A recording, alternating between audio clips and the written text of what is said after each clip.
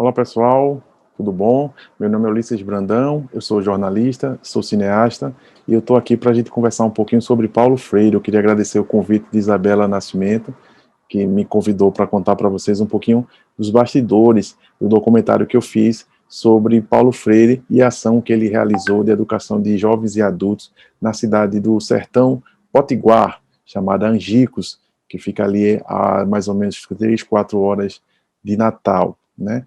Então, muito obrigado por esse convite, Isabela. E eu queria conversar com vocês um pouquinho do nosso projeto, né? Ele foi um documentário realizado para o canal Futura, né? Nós gravamos esse documentário ali no ano 2016, né?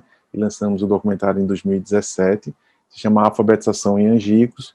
E nesse documentário a gente mergulha nesse trabalho que Paulo Freire fez nessa cidade de Angicos, né? Esse trabalho a gente resgatou algumas das pessoas que participaram, né? Na época da educação, desse trabalho que ele fez em 1963. Então a gente voltou na cidade e mostramos como é que estavam essas pessoas que participaram daquela ação dele de educação de jovens e adultos. Foi um negócio muito interessante, assim, foi bem emocionante alguns dos encontros que a gente teve. Foi um momento realmente muito especial para mim e para toda a equipe, né? A gente mostrou também uma senhora hoje já, que é professora da rede municipal de ensino de Angicos, mas na época era uma criança, e foi a única criança que participou dessa ação de educação e alfabetização de jovens e adultos, né? Foi muito bacana, você está vendo imagens dela aí que a gente entrevistou, foi muito emocionante. E também fomos mostrar como é que funciona, como é que está a cidade hoje, né? Entrevistamos também alguns pesquisadores muito relevantes para o tema, e foi uma experiência muito rica. E é interessante também um ponto que eu gostaria assim, de chamar a atenção, que particularmente para mim é um tema que me desperta muito interesse como jornalista, né? Eu, em 2007, eu fui para Angicos, porque a gente estava produzindo uma série especial para o canal TV Jornal, que é uma afiliada do SBT aqui na cidade do Recife. E aí foi muito bacana, porque nesse documentário, a gente foi para Angicos conhecer, né? Alguns desses personagens que a gente gravou para o documentário, a gente já tinha entrevistado também nesse especial de 2007. Nesse especial de 2007, a gente percorreu o Brasil inteiro. A gente foi para um acampamento do MST, no interior de São Paulo. A gente entrevistou o ex-presidente Lula, que na época era presidente da República, né? Que Paulo Freire, ele participou da fundação do Partido dos Trabalhadores. A gente entrevistou também o Fernando Henrique Cardoso, já ex-presidente na época. Os dois dividiram o exílio no Chile, eram bem amigos, inclusive as esposas também eram amigas também, né? Então a gente entrevistou Mário Sérgio Cortella, que foi secretário executivo de Educação da gestão de Luiz Erundina, e o secretário era o Paulo Freire, secretário de Educação. Depois, na saída de Paulo Freire, quem assume é o Mário Sérgio Cortella. E a gente entrevistou várias pessoas, assim, gente da Unesco, gravamos com várias autoridades, vários pensadores da obra de Paulo Freire, e foi um projeto muito bacana, muito importante, e a gente conseguiu um prêmio também. Nós ganhamos o prêmio Cristina Tavares de melhor documentário com essa série. Então foi um projeto que me abriu muitas portas, e eu tenho uma ligação muito grande com esse tema da educação, que enquanto eu trabalhei como jornalista em redação, era uma pauta que eu levava muito em frente, eu pesquisava muito e produzia muito conteúdo sobre a área da educação. E Paulo Freire, claro, né, até como patrono da educação brasileira, era também personagem recorrente nas minhas reportagens. E além disso, assim, eu contei várias histórias nessa série, e o que me chamou muita atenção foi essa ação em Angicos. E aí, quando foi em 2015 para 2016, mas acho que já no começo de 2016, surgiu essa oportunidade de fazer esse documentário com o canal Futura, e eu pensei nesse tema, vou apresentar, e o tema foi contemplado, a gente foi selecionado para fazer esse documentário, e a gente volta lá, né, volta com a equipe lá, né, o que 2007 para 2016, 9 anos, né, 9 anos depois, né, quase uma década depois, para mostrar como estava a cidade. E foi impressionante a transformação, inclusive, né, porque quando a gente foi, era uma cidade, ainda é uma cidade do interior, mas é uma cidade bem pequena, uma cidade, né, que muito rural, assim, pouca área urbana. E quando a gente voltou em 2016, era uma cidade completamente transformada, né? Houve um crescimento econômico muito acentuado naquela região, e especialmente na cidade de Angicos, por causa da Universidade Federal que foi construída lá, né, na gestão do presidente Lula. Foi inaugurado um campus da Universidade Federal do Rio Grande do Norte lá, né, e isso foi um desenvolvimento incrível, assim, a cidade cresceu de uma maneira muito legal, assim, você tinha Wi-Fi na cidade inteira, assim, você vê comércio muito maior, até a gente ficou numa pousada lá também, já nova, nem existia, num bairro que nem existia quando eu fui em 2007, então foi uma experiência muito, muito, muito, do ponto de vista jornalístico, de observação. Eu gosto muito de observar o entorno, né, as mudanças do local também, né, não só do personagem recriar aquela história de 1963, mas entender também o que é que se impactou na cidade, e é muito bacana. Um outro ponto que me chamou muita atenção também foi que os filhos e netos desses adultos e jovens que participaram da alfabetização em 1963, eles todos estavam hoje na universidade, e era muito bacana. A gente conheceu algumas famílias em que a avó, né, participou da alfabetização em Angicos, aí a filha estudou e a neta também já está na faculdade, ou seja, essa ação que Paulo Freire levou para aquela cidade, ela transformou completamente aquela sociedade. Então as pessoas começaram a ver na educação, né, uma boa parte da população começou a ver na educação um caminho para, né, melhorar de vida, até uma ascensão econômica também. E aí essas gerações que vieram depois é uma geração que já entra na universidade, e com a própria criação da universidade lá, então isso se tornou ainda muito, esse caminho se tornou muito mais próximo, e é muito bacana ver toda essa transformação que a cidade de Angicos passou, né, nessa última década, entre as duas gravações que eu fiz lá. Então foi um momento muito rico, foi um momento muito, muito bom, e eu fiquei muito feliz de poder voltar lá. Então eu queria que vocês agora assistissem, né, esse documentário, porque é um documentário que é muito especial para mim. Então eu espero que vocês gostem do filme. Em Angicos, uma pequena cidade no sertão do Rio Grande do Norte, começaram uma revolução. Mais de 75% dos adultos vivem e morrem na pobreza e no analfabetismo. A Revolução de Angicos foi iniciada para acabar com o analfabetismo. Noite após noite, 1 hora por dia, aula. E dispomos do método do professor Paulo Freire. Ninguém mais pode ficar indiferente ao problema do analfabetismo em nosso país. Não se pode recusar 40 horas a um homem que tem sede de saber, ou fome da cabeça, como dizem em Angicos.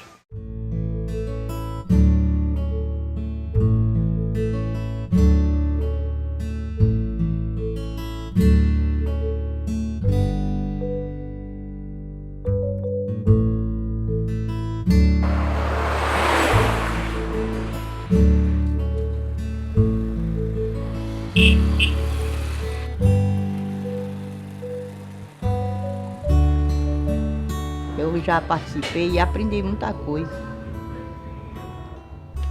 E a pessoa sem documento, sem aprender a ler, sem saber ler, nunca era nada na vida. Tinha medo até de falar com o pessoal. Depois que eu aprendi a certas coisas, eu acho que melhorou. Estes homens são os prisioneiros de Angicos. Também estudaram e hoje sentem que talvez as grades sejam abertas de vez para uma vida livre, digna e com novas oportunidades. Eu não sabia de nada, né? Como é que se diz? Via trabalhando, mas meu pai, lá no roço, no roçado, essas coisas, a escola não tinha, então eu comecei a aprender um bocado de coisa, né? De saber ler essas coisas e tal. E lá vai, eu sei que melhorou 100%, né? No meio da escola, sabe? Para mim, me ajudou muito a escola. Quando a experiência de Angicos ocorreu, é importante lembrar o seguinte: o Brasil estava vivendo aquele período que nós chamamos de nacional desenvolvimentismo, né? Nessa discussão sobre o desenvolvimento do Brasil, a educação entrava como um tema muito importante. Como o analfabetismo era um problema considerado muito grave, né, entendia-se que nenhum processo educacional iria ser levado adiante se antes não se resolvesse o problema do analfabetismo. Aqui no Rio Grande do Norte havia 3 experiências simultâneas, uma que tinha nascido em 58, 59, a Rádio Rural, que depois se transformou no Movimento de Educação de Bases, com a Igreja Católica, Dom Eugênio Salles. Um outro em Natal, da Prefeitura, que era a campanha de Pé no Chão, também se aprende a ler. E o governo do estado, Aloysio Alves, assumiu e disse: eu também vou me ocupar dessa questão. O Aloysio Alves toma conhecimento do trabalho do professor Paulo Freire em Pernambuco e o convida, porque sabe que o método, além de eficiente, também é um método eficaz. E em 63 aqui vai acontecer as 40 horas que ficou, né, internacionalmente conhecido como as 40 horas de Angicos. Então, em 40 horas, 300 trabalhadores, né, aqui em Angicos foram alfabetizados. 15 universitários chegam a Angicos para tirar do escuro aquela gente. Voluntários sacrificaram as férias e o conforto de Natal para começar o processo revolucionário da educação. Depois veio as pessoas nas portas avisando que ia ter essas aulas e vinham matricular, como de fato que veio. E daí, quando foi para começar, eles vieram, arranjaram casa para dar essas aulas.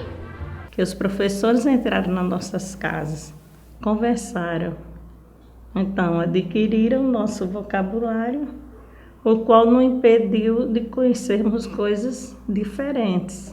Esses estudantes vêm aqui, fazem o levantamento do universo vocabular dos moradores da cidade de Angicos e levantam, em média, 410 palavras e resolvem, a partir daquelas palavras mais presentes nessa fala dos moradores, montar todo o seu, vamos dizer assim, todo o seu projeto de como seriam as aulas, né, baseado no método de Paulo Freire. A importância que eu percebo já está ali, nesta atividade, nesse ato, já está sendo colocado um princípio importantíssimo da relação pedagógica que está na obra de Paulo Freire, que é o diálogo.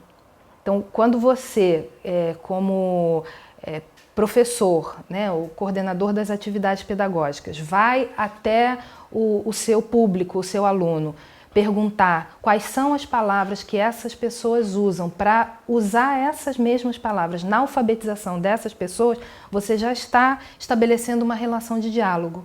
A grande originalidade, o que mais chamou a atenção, foi o respeito ao analfabeto, e o respeito à cultura do analfabeto, o respeito à linguagem do analfabeto. Na época, predominavam as cartilhas com a linguagem do alfabetizador, com a linguagem do MEC.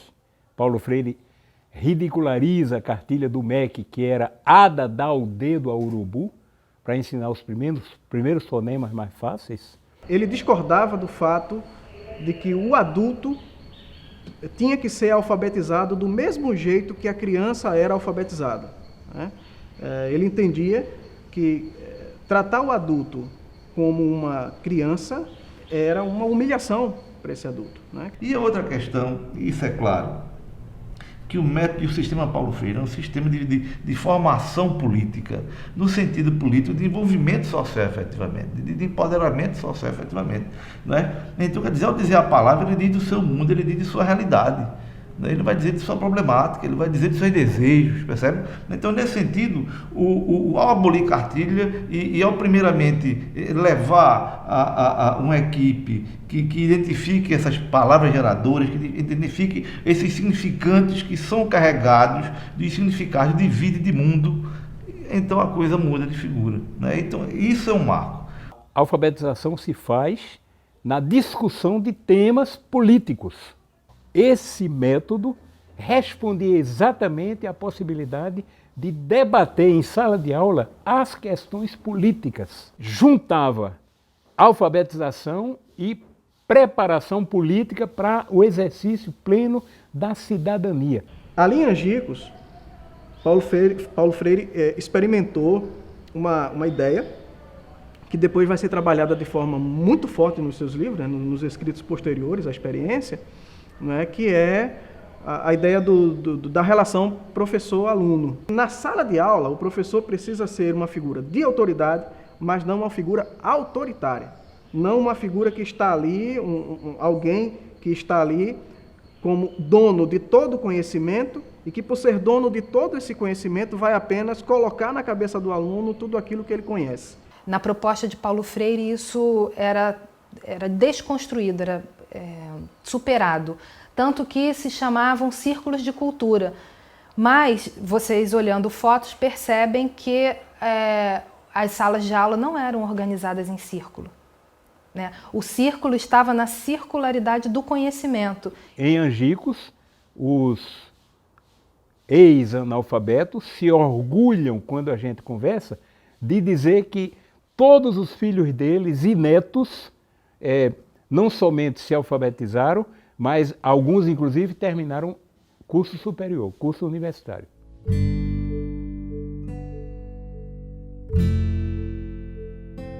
O presidente foi recebido por um aluno alfabetizado que leu para ele uma carta. Outras cartas chegaram a ele também, né, de alunos que foram ali alfabetizados. Então, percebendo esse êxito, Paulo Freire foi convidado para delinear, para planejar o Plano Nacional de Alfabetização que ia ser colocado em prática a partir de 1964. O projeto era ambicioso de alfabetizar 5 milhões de pessoas pelo país afora, mas aí o golpe interrompe.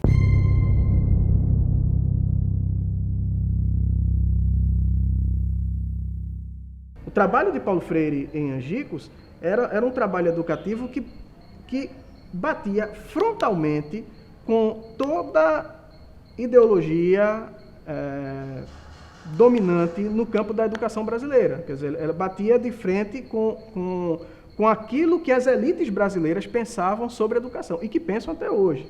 Até porque tudo que se falava acerca de transformação social, qualquer tipo de prática que levasse digamos assim, a ideia de transformação social a partir do sujeito, isso já era considerado coisa de comunista, né? E no dia 1º de abril, a nossa sede foi visitada e no dia 2, a equipe foi presa pelo Exército. Dia 2 de abril, ou seja, já havia uma intencionalidade. Diziam que ele era comunista, era não sei o quê, e fazia muito medo da gente. Eu, por exemplo, ele deu caderno, deu livro, deu uns folhetinhos, umas revistinhas, umas coisas, e eu não tenho mais nada, não guardei nada, a gente com medo, nervosa, demos fim a tudo. Porque o povo dizia que ele era um comunista, aí vinha a polícia matar todo mundo que estava nessa escola e a gente não sabia qual dele, nada, tinha que esconder ou queimar.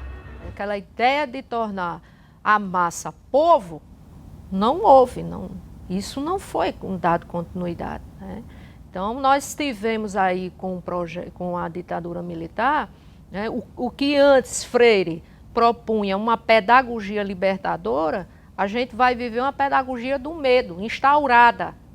Se aquelas ideias, né, não fossem interrompidas, né, se o golpe militar não tivesse provocado a ruptura que provocou em todo o processo de discussão sobre a educação que vinha em andamento, né, repito, desde a década de 50, acredito que hoje nós estaríamos com uma escola pública de muito mais qualidade.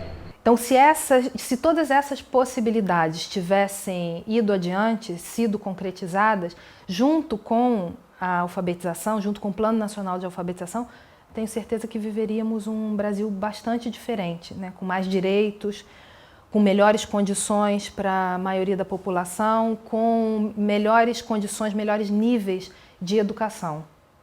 A experiência de Angicos nos dá a convicção de que é possível resolver a questão do analfabetismo de jovens e adultos, é barato, é rápido, e é escandaloso que, desde então, os múltiplos governos, desde então, não tenham retomado alguma coisa similar. Freire é, vamos dizer assim, a base. O seu legado, do ponto de vista, sua teoria, ela nos serve sim até hoje, alimenta o nosso sonho de termos um Brasil alfabetizado, letrado, né? De vermos um Brasil com justiça, com mais qualidade social. Considero Angicos um dos pontos, um dos momentos, um dos locais em que muita coisa de meu trabalho, de meu pensamento se encontra enraizada.